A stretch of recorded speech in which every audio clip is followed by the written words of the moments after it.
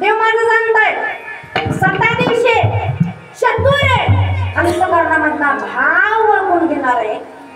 पण मला सांगा मला परमात्म्याने स्वतः म्हटलं का मी जाणताय म्हणून? स्वतः म्हटलं का मी चतुर आहे म्हटलं का?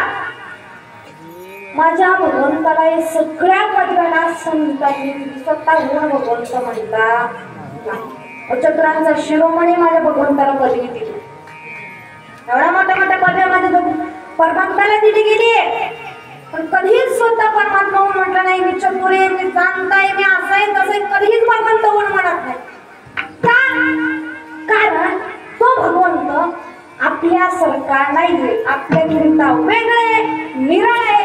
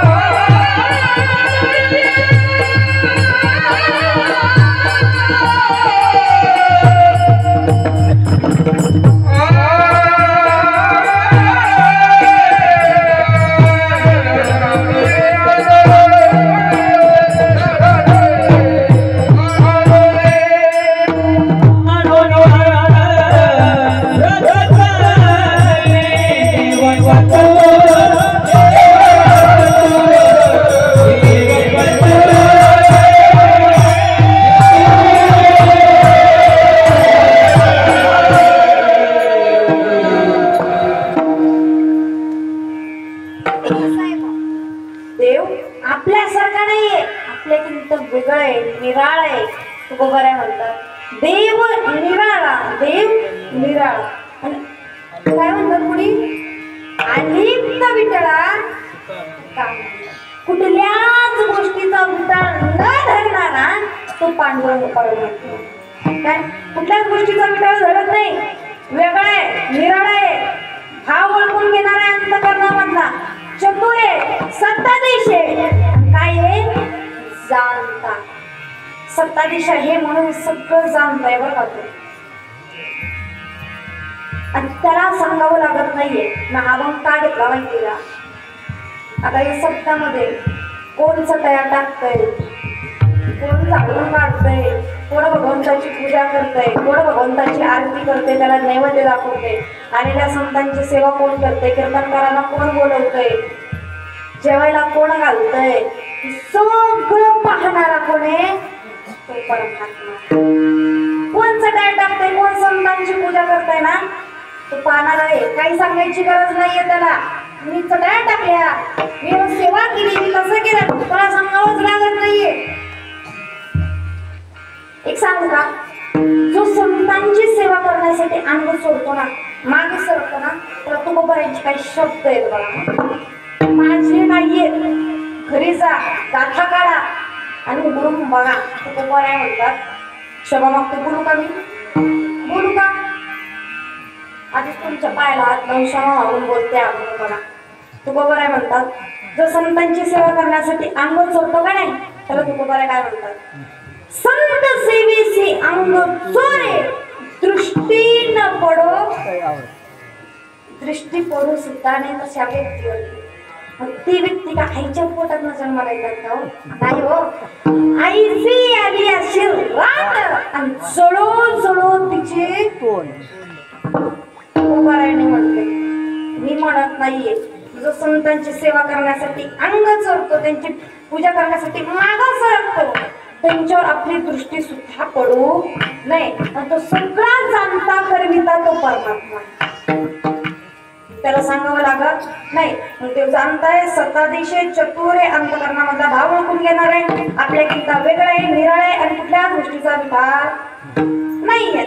आता वेळ झालाय तसं हा 10-15 मिनिटं पुढे गेले बरं का. 15 मिनिटं पुढे गेले. कसं असतंय तेवढं भागून घ्या ना, हा भागून घ्या. पण सगळ्याच गोष्टी भागून घ्यायची नसतात. उशीरला सुद्धा आले तेवढं भागून घ्या. आणि कीर्तन 10-15 मिनिटं पुढे गेले तेवढं भागून घ्या. आणि सगळ्याच भागून घ्यायची नसतात, कोणती घ्यायची असतात आणि कोणती घ्यायची नसतात समजून बघा. एकाचं लग्न ठरलं म्हणजे लग्न होत होतं आणि ब्राह्मण म्हणला, नवरदेव सुपारी नाही सुपारी. नवरदेव म्हणला, घे बागून. पान नाही पान, घे बागून. नारळ नाही नारळ, घे बागून. चौरंग नाही, घे बागून. पाटा नाही, घे बागून. असा ब्राह्मण चिडला. तो म्हणला, अर्धा तास झालं नवरीला बोलवता येत नाही, तेवढं घेऊ का बागून. जमणार का, जमणार. कोणत्या गोष्टी भागून घ्यायच्या असतात आणि कोणत्या नाही हे सुद्धा कळायला पाहिजे आपल्याला बरं का. आणि खरंच आमच्या माता होण्यासाठी एका जोऱ्यात टाळ्या वाजवल्या. ऐका ना, का म्हटलंय बरं का टाळ्या वाजवल्या. तर आमच्या सगळ्या या आया आहेत ना, ते त्यांचं सिरियल सोडून आले म्हणून त्यांना असं ही टीव्ही पुढे बसली. होणार सोन मी हे चालतं खरंच. एवढ्या गावात प्रेम आई वडील खरंच एवढा प्रेम एवढं मन मोकळं येण्याचं आणि एवढी वाणी यांची रसाळ आहे ना, एवढी वाणी एवढी गोड आहेत ना सगळ्या आया. खरं सांगू का, आम्हाला आल्यालाच दादाने सांगितलं की ताई काळजी नाही करायची, अजिबात काळजी नाही करायची. आमच्या आईचं मन एवढं मोकळं आहे, एवढं मन मोकळं आहे, एवढं मन मोकळं आहे, जाता जाता 100 रुपये देऊन जातात. माया म्हणते माय कारटी आली पैसे मागले, पण पैसे नाही पैसे नाही आणलं तुम्ही, नाही आणलं ना काळजी करायची नाही. 2 मणी द्या मला सोन्याच्या. असंच म्हणलं मणी द्या, तिनं मला कळे मणी दिले, पण सोडले नाही, घरी घेऊन गेले. नंतर येते का नाही का मला आपल्याला सोड येत पण त्याला मला म्हणलं ताई पैसे नाही येत, सोना नाही, मणी नाही, काय देऊ काय ताई तुम्हाला.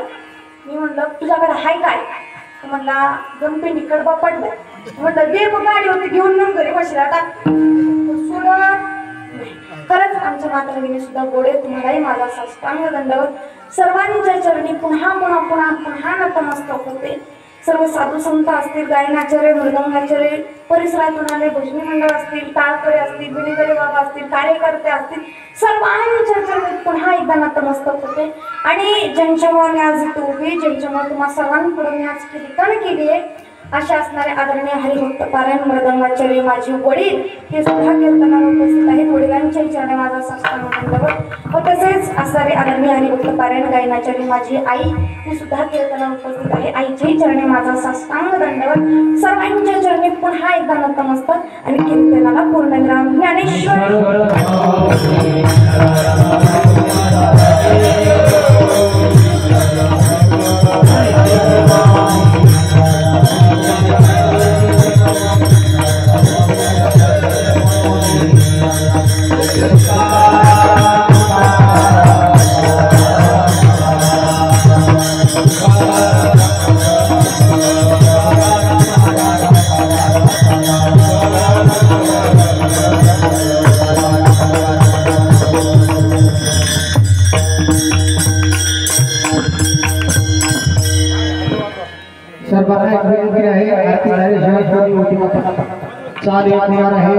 हरिभक्ती परायण आनंद महाराज तांदळकर पुढे म्हणते, त्यांना साथ देते हरिभक्ती परायण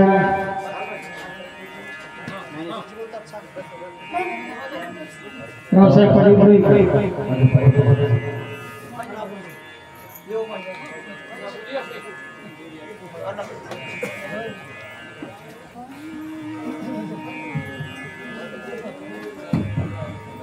हेलो हेलो हेलो हेलो